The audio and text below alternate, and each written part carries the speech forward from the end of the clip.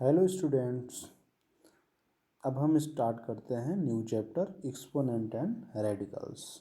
हमारा new chapter कौन सा है? Exponents and radicals. तो इसमें देखते हैं क्या, एक्सपोनेंट एंड रेडिकल्स। ओके, हमारे इस चैप्टर में है क्या कि जैसे पहले आता है कि अगर हम बात करें कि एक्सपोनेंट क्या है और बेस क्या है। ठीक है, तो जैसे कोई नंबर है हमारे पास a⁴m। ओके, तो ए जो हमारा है इसको क्या बोलते हैं? बेस बोलते हैं। और ए क्या है? हमारा एक्सपोनेंट है। क्या है? एक्सपोनेंट। ओके, और अभी हम स्क्वायर रूट और cube square root cube root हमने देखा था कि a⁴ को क्या कहते हैं? Square of a mean a और a⁴ क्या बोलते हैं? a तो इस तरीके से ये हमारा a⁴ है, मतलब क्यूब है, और ये हमारा क्या है? स्क्वायर ऑफ ए और क्यूब ऑफ ए। अब यहाँ पे देखो, पहला टॉपिक जो हमारा आता है, बात आती है जीरो एक्सपोनेंट की। जैसे बात आ जाए जीरो एक्सपोनेंट की, तो जीरो एक्सपोनेंट क्या होता है? तो जीरो एक्सपोनेंट का मतलब ये होता है, अगर कोई हम नॉन जीरो रेशनल नंबर लें, कोई नॉन जीरो रेशनल नंबर, मतलब जीरो ही रेशनल नंबर है, लेकिन यहाँ पे जीरो के अलावा हम कोई भी रेशनल नंबर लेते हैं और हमारा क्या होना चाहिए? जीरो नहीं होना चाहिए। तो अगर जीरो के अलावा कोई भी हमारा रेशनल नंबर है, मान लिया कि ए हमारा कोई एक नॉन जीरो रेशनल नंबर है, उस पर अगर हम जीरो पावर लगाते हैं तो उसकी वैल्यू कितनी होती है? 1 होती है। ठीक है, इसको क्या बोलते हैं? Zero exponent. This is called the zero exponent. और निगेटिव एक्सपोनेंट क्या होती है? अगर हम बात करें निगेटिव इंटीग्रल एक्सपोनेंट, तो इसका मतलब है कि अगर हम a⁻n रखें, मतलब कोई भी हमारा नॉन जीरो रेशनल नंबर है उसके ऊपर एक निगेटिव इंटीजर रख दिए, तो इसको हम इस फॉर्म में चेंज कर सकते 1/a⁴n। मतलब क्या हुआ कि ए जो हमारा पूरा का पूरा है सिस्टम, एक इधर आ गया, डिनोमिनेटर में आ गया। ठीक है, और नोमरेटर में क्या बचा? 1 बचा। तो a⁻n को क्या ले सकते हैं? 1/a⁴n। और हमने क्लास 7th में ही पढ़ा था law of exponents. I hope सभी को याद भी होगा। a⁻m into a⁴n, where a and a be the any rational number and n is a integer। तो अगर हमारे पास a⁻m इंटू a⁻n है, तो आप इसको देखे थे a⁻m+n। फिर अगर हमारे पास था a⁻m divided by a⁻n, and this is equal to क्या था? a⁻m-n। When m is greater than n, अगर m आपका n से ग्रेटर है। इसके बाद नेक्स्ट हमारे पास रूल एक और था, a⁻m whole to the power n। This is equal to क्या? जब पावर और उसके ऊपर पावर लगा रहे हैं तो क्या हो जाता है? a⁻m इंटू n, मतलब पावर का आपस में क्या होता है? मल्टीप्लाई हो जाता है। ठीक है, एंड अगर हम बात करें दो रेशनल नंबर ले लें ए बी, और आपस में क्या है? मल्टीप्लाई हुआ है, a b whole to the power n है, तो इसको हम ऐसे भी लिख सकते हैं a⁻n इंटू b⁻n। ओके, अगर दूसरी चीज़ हम इस फॉर्म में करें, डिवाइड भी हुआ a/b⁻n अगर है, तो क्या हो जाएगा? a⁻n/b⁻n। ओके, और यहाँ पे तो कोई कंडीशन रहेगी, b आपका does not equal to zero, b does not equal to zero, क्योंकि यहाँ से जब b की वैल्यू जीरो हो जाएगी तो ये हमारा नॉट डिफाइन हो जाता है, इसलिए हम यहाँ पे b को जीरो के बराबर नहीं मानते। तो ये हमारा लॉ ऑफ एक्सपोनेंट्स है, जो कि हमने क्लास 7th में ही पढ़ लिया है। अब यहाँ पे बात आती है कि rational number as a exponents. जैसे हम कहें कि rational number as a exponents की बात हम करें, तो जैसे हमारे पास क्या है कि 4 का स्क्वायर क्या होता है? 16। अगर हम कहें कि स्क्वायर रूट ऑफ 16, तो क्या कहोगे? स्क्वायर रूट ऑफ 16, तो ऐसे लगा देते हैं, ठीक है। स्क्वायर रूट का मतलब क्या हुआ कि उसके अंदर हम ये अंडर रूट का साइन है जो कि हमने पहले चैप्टर में ही पढ़ा है, ठीक है। उसके अंदर हमने क्या किया, 16 को लगा दिया था। अब इसको पढ़ेंगे स्क्वायर रूट ऑफ 16, या इसी को हम ऐसे भी लिख सकते हैं कि 16 टू द पावर 1/2। इस यहाँ पे जो भी पावर रहता है, जैसे स्क्वायर रूट की बात करेंगे या अंडर रूट की बात करेंगे, तो यहाँ पे डिग्री कितनी होती है, इसका इंडेक्स कितना होता है, 2 होता है, लेकिन 2 को हम नहीं लिखते हैं, ठीक है।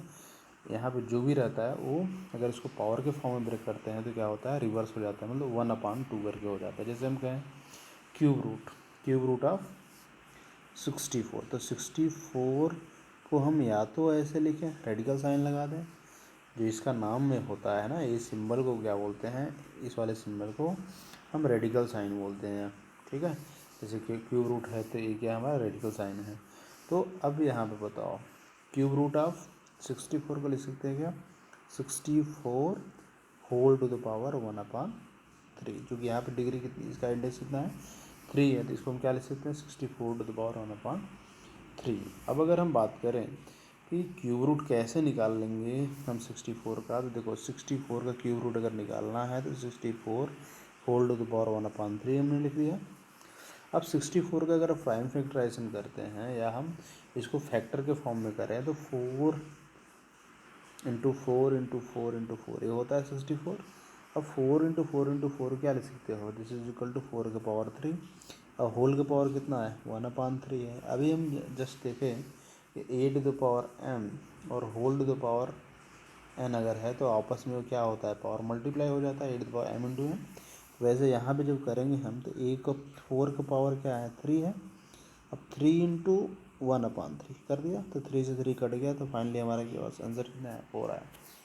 इसका मतलब हमने देख लिया है कि जो स्क्वायर क्यूब रूट या स्क्वायर रूट जो हम निकालते थे, तो वहाँ पे अगर हम लॉ ऑफ एक्सपोनेंट का हम फार्मूले का यूज़ करें, रूल्स का यूज़ करें, तो वहाँ पे हम क्या देख रहे हैं कि वो हमें क्यूब रूट दे रहा है, या स्क्वायर रूट वाले में यूज करेंगे तो स्क्वायर रूट दे देगा, ठीक है। तो इसका मतलब यहाँ से जनरलाइज्ड रिजल्ट हमारे पास आ गया है कि अगर a be any positive number, rational number, अगर हम कहें कि a be any positive number, वो नंबर कैसा है, रेशनल है, a be any positive rational number, m be any integer, एम हमारा कोई क्या है, इंटीजर है, m be any integer, okay.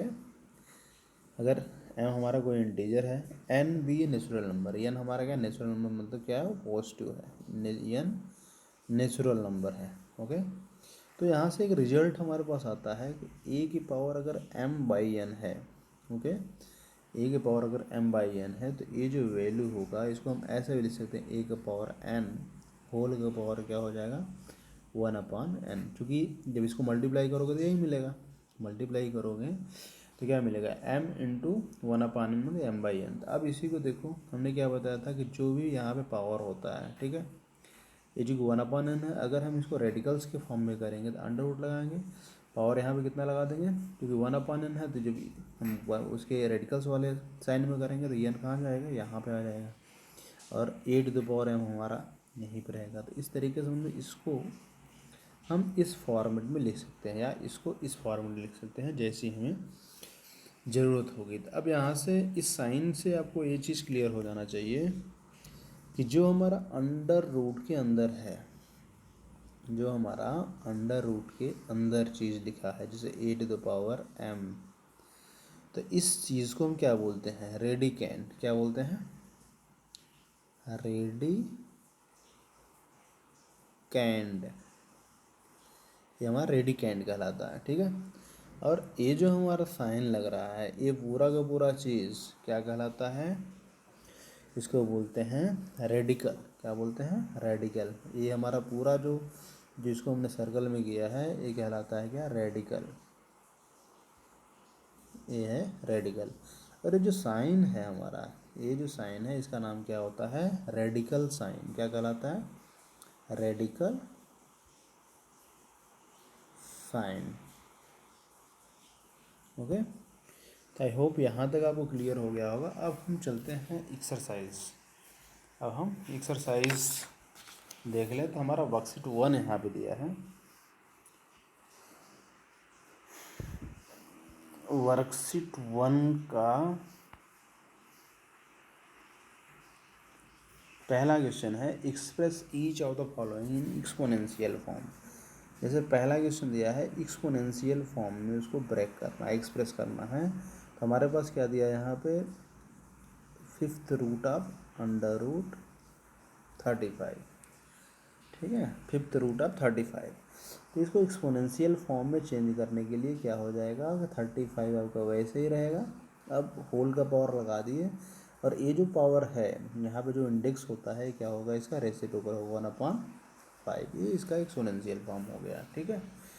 अब जैसे हम इसका लास्ट वाला लेते हैं, या इसका 5th पार्ट ले लेते हैं। 5वें पार्ट में क्या दिया है यहाँ पे दिया है आपका 13 रूट